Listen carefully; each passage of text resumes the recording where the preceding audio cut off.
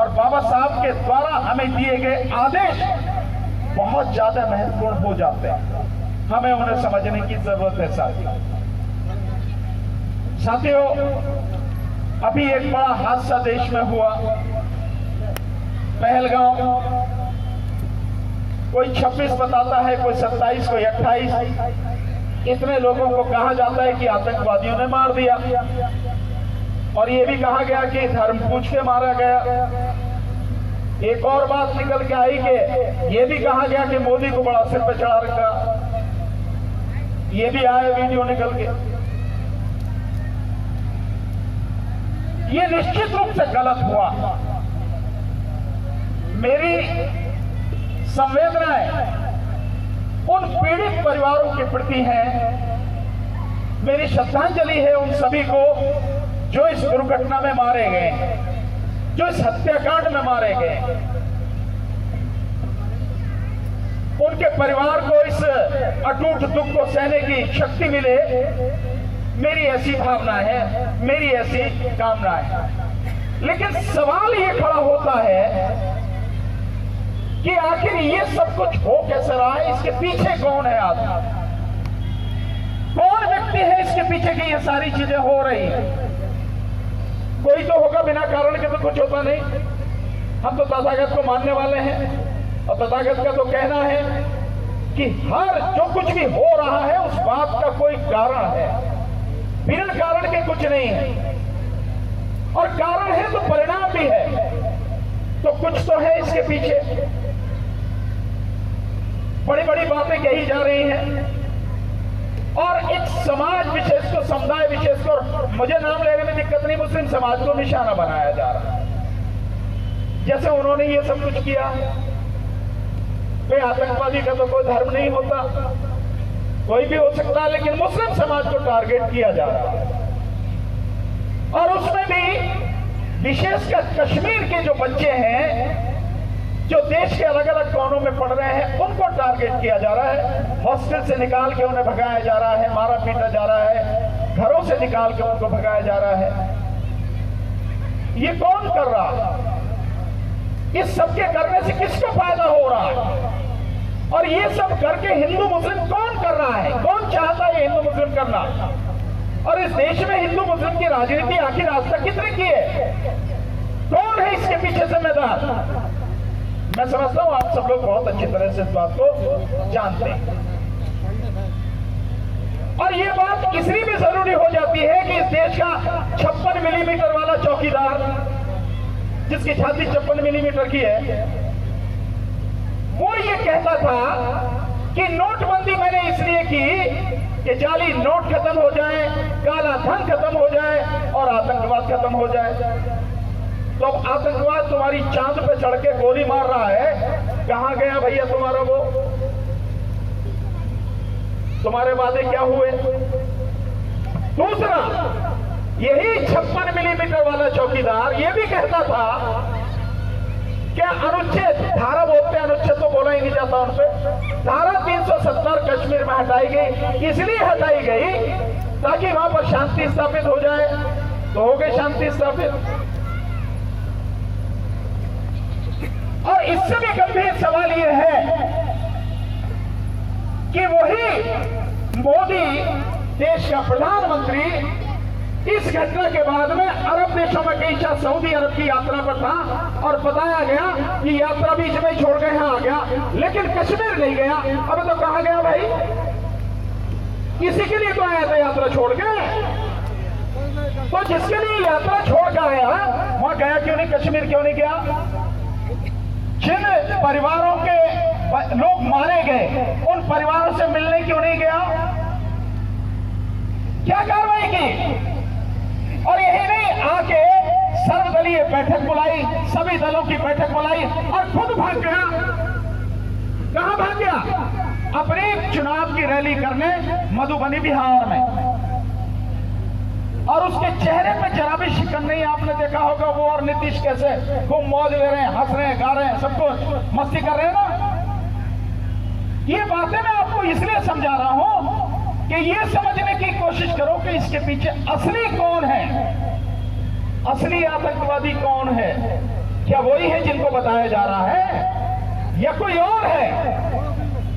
थोड़ा सा और पीछे जाओ, जब 14 फरवरी 2019 में पुलवामा कांड हुआ था, ध्यान है आपको? जब पुलवामा कांड हुआ था तो उस दौरान भी मोदी वहां पे जिम कॉर्बेट पार्क में उत्तराखंड में फिल्म बना रहा था, डिस्कवरी चैनल के लिए फिल्म बना रहा था। और जब उसे बताया गया तो कह रहे कि बाजी का वहां वो नहीं मिला, उसका फोन नहीं मिला। अबे प्रधानमंत्री का फोन नहीं मिलेगा जो हर समय चालू होता है, फोन नहीं मिला। और ऐसा ही यहां हुआ कि जब पहलगांव में घटना हुई तो आपने देखा होगा कि जो व्यक्ति मरे हैं उनमें से एक की बहन करी है, 1.5 घंटे तक कोई नहीं था, न पुलिस थी, न सेना थी और न ही फर्स्ट एड थी, कोई नहीं था। और इस 1.5 घंटे में बाकी जो हजारों की संख्या में वहां पर सैलानी थे, पर्यटक थे, घूमने जो लोग गए थे, उन्हें बचाया किसने? उन्हें बचाया हमारे उन्हीं कश्मीरी मुसलमान भाइयों ने जो घोड़े पर कच्चे पर लेकर उन्हें घुमाने लेके गए, उन्होंने बचाया। आपने देखा होगा एक व्यक्ति अपनी पीठ पर एक व्यक्ति को लेकर भाग रहा, उन्होंने बचाया जिनके प्रति नफरत फैलाई जा रही है। ये बात बताने का मेरा मकसद सिर्फ ये है, इस चीज को समझो आप, हालात कितने गंभीर हैं। कहीं ऐसा तो नहीं है कि ये जो काम सब कुछ हुआ है इसके पीछे 2 बड़े कारण हो। एक, बिहार का चुनाव होने वाला है सितंबर अक्टूबर में। कहीं यही तो नहीं है किसी से पहले हिंदू मुस्लिम करके बंटवारा करो? हालांकि मोदी को चुनाव जीतने के लिए इनकी जरूरत नहीं है, वो तो मशीन में जो है सब कुछ कर करा के जीत जाता है ईवीएम से। इनकी लोगों की जरूरत नहीं, वोटों की जरूरत नहीं। लेकिन ये सब करके ईवीएम में जब बेईमानी करेगा चुनाव आयोग के माध्यम से, तो ये हल्ला मचाया जाए क्योंकि हिंदू मुस्लिम की वजह से बंटवारा हो गया और मुसलमानों को छोड़ के सारे हिंदू एक हो गए, इसलिए हम बिहार जीत गए। ये साजिश तो नहीं है उसके पीछे कहीं ऐसा तो नहीं है कि जो वक्फ का कानून है, जिस कानून के माध्यम से मुसलमानों की जमीन को छीनने का एक घिनौना षड्यंत्र किया जा रहा है, और वो कानून इस समय सुप्रीम कोर्ट में है, सुप्रीम कोर्ट में सुनवाई हो रही है। और सुप्रीम कोर्ट के चीफ जस्टिस ने पूछ लिया, भाई दूसरे के घर में दखलंदाजी किस बात की? हिंदू धर्म में कोई दखलंदाजी कोई दूसरा नहीं कर सकता। हिंदू धर्म के जो जितने भी आपके काम हैं उनमें कोई मुसलमान, कोई ईसाई, कोई बौद्ध, कोई पारसी, कोई सिख वो नहीं हो सकता। तो तुम मुसलमानों के धार्मिक मामले में क्यों हस्तक्षेप कर रहे हो, क्यों अपने आदमी घुसा रहे हो? ये सवाल पूछ लिया और भी कई कड़े सवाल चीफ जस्टिस ने पूछ लिए। और फिर उसके बाद में चीफ जस्टिस के खिलाफ, सुप्रीम कोर्ट के खिलाफ लगातार गालियों का सिलसिला शुरू हुआ, बदतमीजी का सिलसिला शुरू हुआ। कौन कर रहा है? मोदी मीडिया। कौन कर रहा है? मोदी का जो है ट्रोल आर्मी, जो इनका आईटी सेल है, वो सब कर रहे हैं। सुप्रीम कोर्ट के जजों को कितनी बुरी बुरी गाली दे रहे हैं आप सोच नहीं सकते हैं। और एक एमपी है निशिकांत दुबे, वो तो ये करा कि जो भी कुछ देश में इस समय गृह युद्ध हो रहे हैं उन्हें chief justice of India Sanjeev Khanna नाम लेके बोला है कि संजीव खन्ना करा रहा है। देश में जितने भी धार्मिक युद्ध हो रहे हैं उन्हें सुप्रीम कोर्ट करा रहा है। क्यों है सब? तो क्या इसके पीछे ऐसा ही तो नहीं है कि ये जो मामला भी इतना तूल पकड़ रहा है और कहीं ऐसा ना हो कि सुप्रीम कोर्ट इस पर स्टे कर दे, सुप्रीम कोर्ट इस कानून को रद्द कर दे, उसी की वजह से ये सब कुछ हल्ला किया जा रहा है, ये सब षड्यंत्र किए जा रहे हैं? हो सकता है ये? मेरा सवाल है, ये सब कहीं ऐसा तो नहीं है? तो इन सारी चीजों को हमें जानने और समझने की जरूरत है साथियों। और यही नहीं, इसके अलावा भी और बड़ी चीजें चल रही हैं साथियों, बड़े खतरनाक काम लगातार चल रहे हैं साथियों। एक चीज से आपको समझने की कोशिश करना, बाबा साहब का जन्मदिन 14 अप्रैल को मोदी हिसार में था। हिसार में बहुत बड़ी रैली थी, हालांकि किराए के आदमी आते सारे के सारे, शासन प्रशासन इकट्ठे करके लाता, वरना तो उसे सुनने कोई कुत्ता भी ना आवे, ये उसकी हालत है। लेकिन उस बड़ी रैली में मोदी ने एक बात कही, उससे समझने की जरूरत है। मेरा मानना यह है कि पिछले 11 साल से जितना मैं मोदी को जानने और समझने की कोशिश कर रहा हूं, मैं यही समझ पाया, जो वो कह रहा है उसे तो सुनो नहीं, उसका तो आकलन करो नहीं, लेकिन जो वो नहीं कह रहा है उसको भी जानने समझने की कोशिश करो। बहुत खतरनाक आदमी है। और उसने हिसाब में ये कहा कि ये जो वक्फ बोर्ड है, इस वक्फ बोर्ड ने आदिवासियों की, दलितों की और ओबीसी की जमीन पर कब्जा कर रखा है। आपने कभी सुना कि आदिवासियों की जमीन पर वक्फ बोर्ड ने कब्जा कर रखा? किसी ने सुना? सुना किसी ने? कभी नहीं सुना। और मोदी कह रहा है, इसका मतलब यह है कि इस वक्फ बोर्ड के कानून के पीछे, उसकी आड़ में आदिवासियों की जमीन छीनेगा, दलितों की जमीन छीनेगा, ओबीसी की जमीन छीनेगा और उसे छीनकर अपने यारों को देवेगा, अंबानी और अडानी को देवेगा। इस चीज को समझने की जरूरत है साथियों। मुझे तो यही समझ में आता है, तो मुझे जो समझ में आता है मुझे कहने में कोई दिक्कत नहीं है साथियों। तो देश में जो वर्तमान सरकार है, इस सरकार को, इसके कार्यों को समझने की जरूरत है। एक चीज और इसके विषय में बताऊंगा, फिर दूसरी बात बताऊंगा। मुझे बहुत दुख के साथ कहना पड़ रहा है कि विपक्ष पहले ही मुर्दा है, मर ही चुका है विपक्ष इस देश में। पर जितना भी कहीं सिसक रहा है, उसकी बुद्धि पर भी ताला ही पड़ गया। मोदी ने सर्वदलीय मीटिंग बुलाई, उसमें मोदी गायब हो गया, सारा विपक्ष सर्वदलीय मीटिंग में गया। अबे जब मोदी नहीं था तो तुम कह नहीं सकते थे कि उसे बुलाओ ना जिसने मीटिंग बुलाई, जब वो आएगा तभी मीटिंग करेंगे? नहीं कहा। और भी कुछ नहीं कहा और कह दिया जो सरकार करेगी हम उसी में सरकार के साथ में है। सरकार तुम्हें ले जाके डुबो दे, जैसे देश को डुबो रही है, तो क्या करोगे? खुद तो मरोगे, देश की जनता को भी डुबाओगे। वो भी समझने को तैयार नहीं है। ये स्थिति बड़ी खतरनाक है साथियों। क्या विपक्ष को ये सवाल पूछना नहीं चाहिए था? अबे जो तो संसद में सारे कानून अपनी मर्जी से पास कर लेता है, जैसे चाहे कर लेता है और अपनी मर्जी से सब कुछ कर रहा है, तो इसी में हमारी सहमति की क्या जरूरत है? जो मन में आए कर ले, ये नहीं कह सकता था विपक्ष। नहीं कहा। इसलिए आपके हालात बुरे हैं कि सरकार तो आपको मार ही रही है, सरकार आपके विषय में नहीं सोच रही, लेकिन विपक्ष भी समझ नहीं पा रहा कि उसे क्या करना चाहिए और क्या नहीं करना चाहिए। पर अगर हम बाबा साहब डॉक्टर अम्बेडकर के मानने वाले, अभी कहा ना, हमारी जो बहन यहाँ पे गीत गा रही थी, वो कह रही थी भीम के दीवाने। अगर वाकई में भीम के दीवाने, दीवाना तो बहुत अलग होता, दीवाना तो पागल होता, और पागल में जिस चीज का पागल होता उसके अलावा उसे कुछ नजर नहीं आता, जुनूनी व्यक्ति होता है। तो मैं मान लेता हूं कि जैसी बहन कह रही थी, आप सारे के सारे, ये मेरी माताएं बहनें और ये मेरे बुजुर्ग, मेरे नौजवान साथी, बच्चे, सब भीम के दीवाने, मैं मान लेता हूं। साथियों, अगर भीम के दीवाने हो तो बाबा साहब डॉक्टर अम्बेडकर को समझो। उनके बताए रास्ते पर चाहे कितनी भी कठिनाई आ जाए, बिना रुके, बिना डरे, बिना झुके लगातार चलो, और चलना ही पड़ेगा, नहीं तो बचेगा कुछ नहीं। ये मत सोचना कि कुछ बचेगा। नौकरियां खत्म हो रही हैं। आपने देखा कभी किसी प्रधानमंत्री को नौकरियां बांटते हुए देखा? लेटर बांट रहा, आज 51,000 लोगों को लेटर बांटे।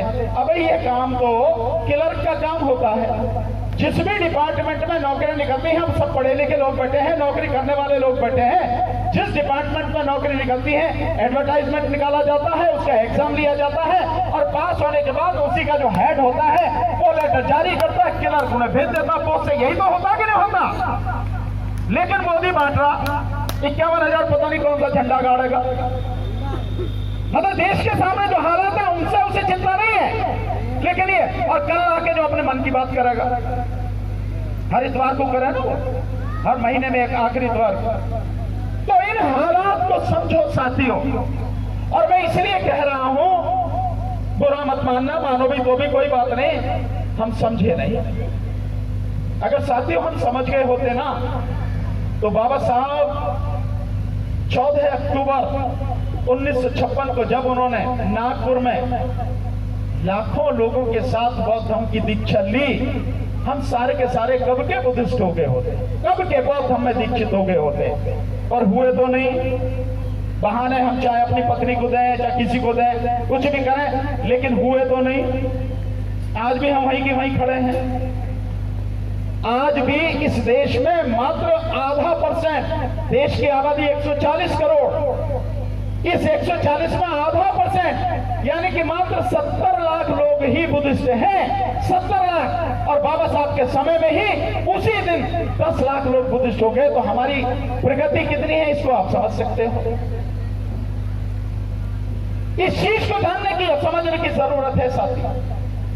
बाबा साहब को समझने की जरूरत है कि उन्होंने किस तरह से लड़ाई लड़ी, किसी को गाली नहीं दी, किसी को एक थप्पड़ नहीं मारा, कोई लाठी बल्लम नहीं चलाया, लेकिन अपनी कलम से 3500 साल की गंदगी साफ करके चले गए। इस चीज को समझने की जरूरत है साथियों। और इस चीज को समझने के लिए बहुत ज्यादा मेहनत भी करने की जरूरत नहीं है। बाबा साहब जो लिख के चले गए हैं, बाबा साहब का जो साहित्य है, उसमें मैं समझता हूं, मेरे विचार से अगर 4 किताबें पढ़ ली जाएं, केवल 4 किताबें, तो हमारी जिंदगी का अंधेरा बिल्कुल मिट जाएगा। मैं बिल्कुल विश्वास के साथ कह सकता हूं, केवल 4 किताबें। नंबर 1, जाति विच्छेद, जाति उन्मूलन, इंग्लिश में जिसे एनिहिलेशन ऑफ कास्ट ये बोलते हैं। इसे पढ़ो अच्छी तरह से और समझो, तो आप समझ जाओगे कि इस देश में जाति का जाल कैसे बनाया, किसने बनाया, कौन है इसके लिए जिम्मेदार, इसे कैसे खत्म करेंगे, आप समझ जाओ। दूसरा, धर्मांतर क्यों?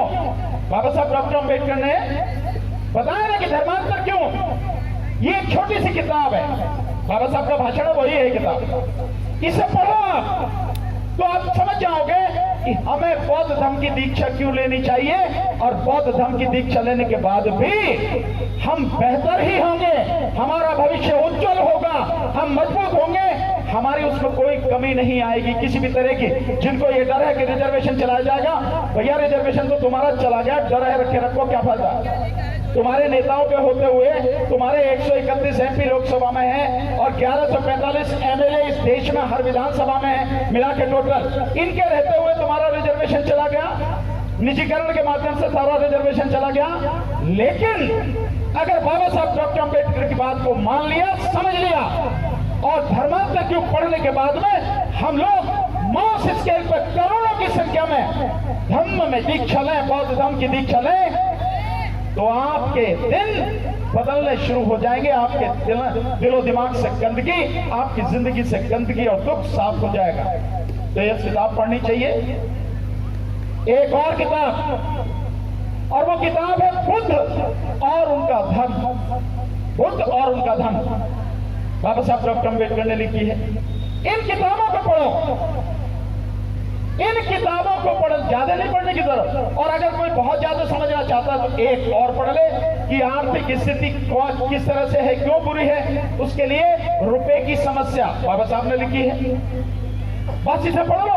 इतनी ही किताब अगर आपने पढ़ ली, इतनी ही किताब अगर आपने समझ ली, और समझने के बाद इन्हीं पे अगर अमल कर लिया, मैं पूरे विश्वास के साथ कहता हूं भारत का भविष्य बदल जाएगा।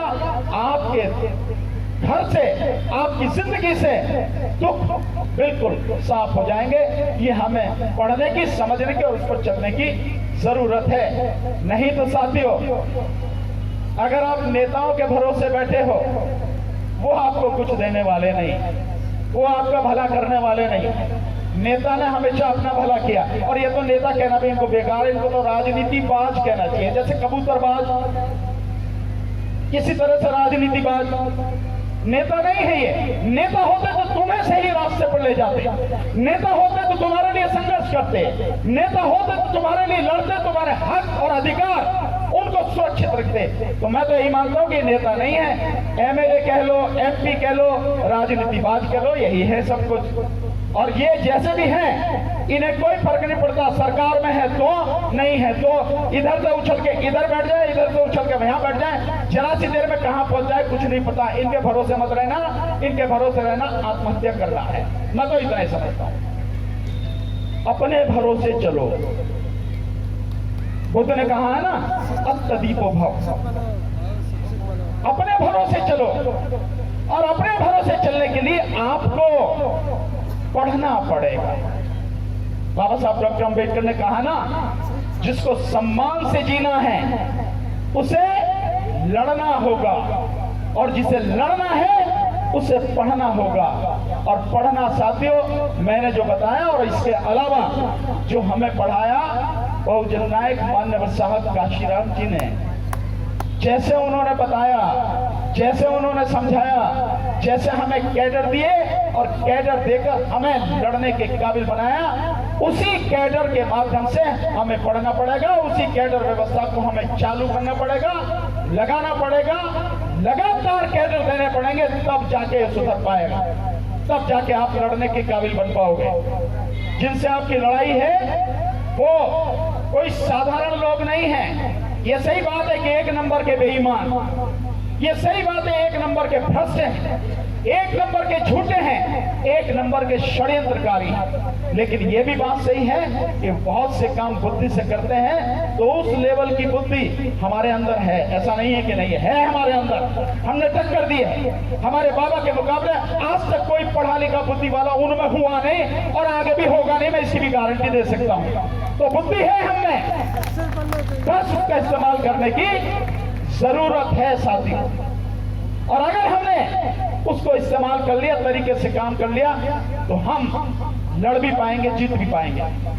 तो हमें उस लेवल पर तैयारी करनी है। हमारी तैयारी नहीं है कुछ भी, और बिना तैयारी के हम सारे काम करते हैं। नतीजा ढाक के 3 पाप।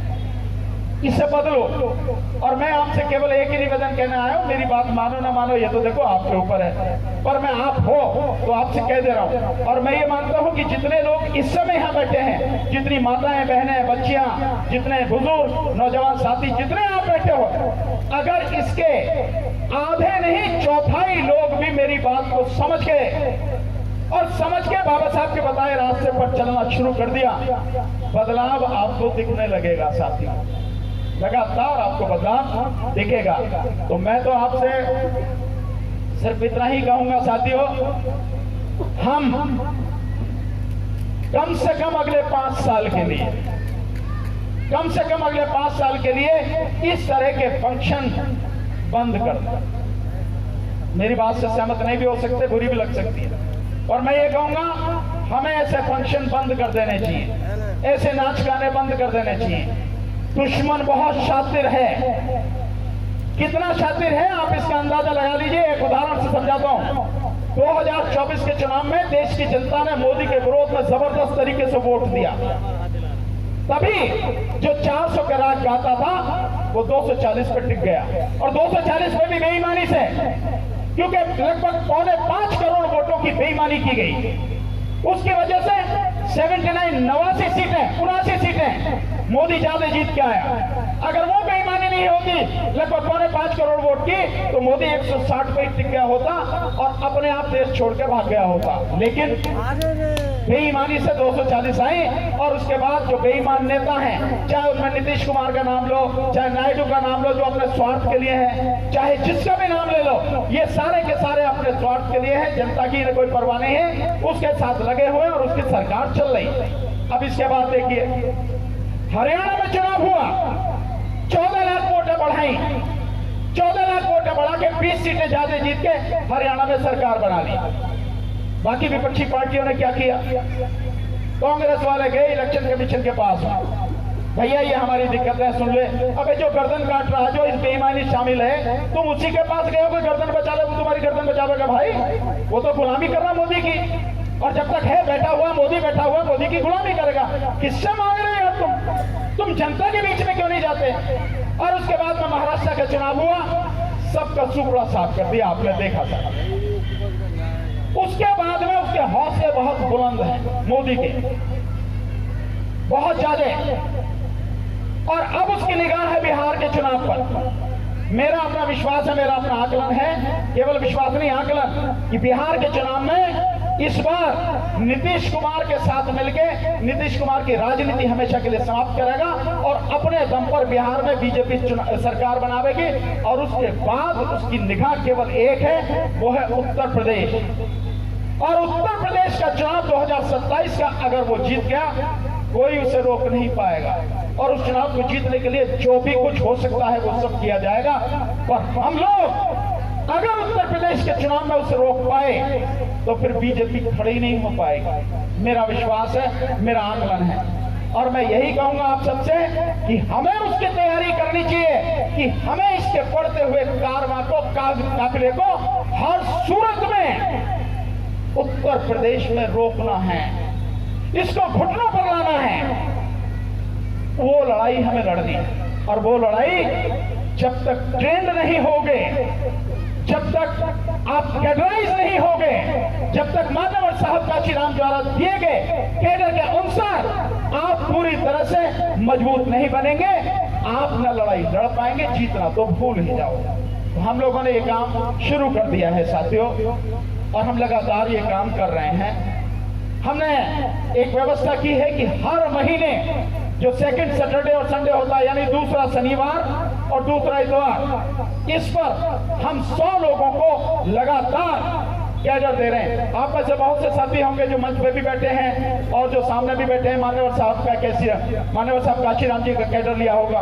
मुझे ये सौभाग्य नहीं मिला, मैंने नहीं लिया, पर जो बीएसपी में कैडर होता था वो मैंने जरूर समझा, और उसके आगे बहुत सी चीजें हमने की हैं। तो मैं चाहूंगा, अगर आप लोग चाहते हैं कि ये हालात बदलें, आप लोग चाहते हैं कि हालात अच्छे हों और इस देश में जो गंदगी फैली है वो साफ हो, तो अपने आप को कैडराइज करो।